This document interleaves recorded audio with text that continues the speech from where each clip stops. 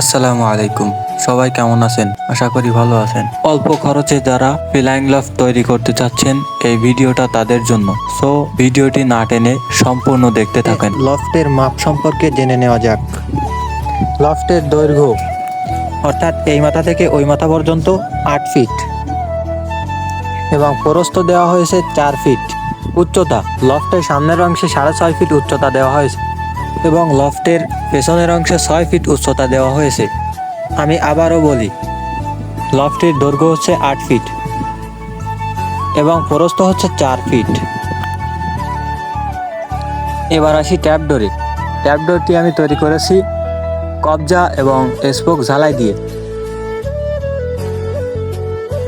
ট্র্যাপডোরের প্রস্থ হলো 1 ফিট এবং উচ্চতা হলো 9 ইঞ্চি এবং দরজার উপরের অংশ হলো 16 ইঞ্চি এবং সাইডের অংশ হচ্ছে 3 ফিট।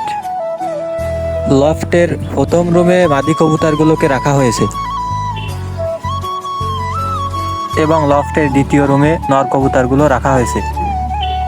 প্রত্যেকটি রুমের ধারণ ক্ষমতা হচ্ছে 50 পিস করে। লফট তৈরিতে যাবতীয় খরচ ও মালামালের হিসাব ভিডিওর স্ক্রিনে দেওয়া হলো এবং কোনো কিছু জানার থাকলে বা কোনো প্রশ্ন থাকলে কমেন্ট করবেন, আমি কমেন্টে রিপ্লাই দিয়ে দেব।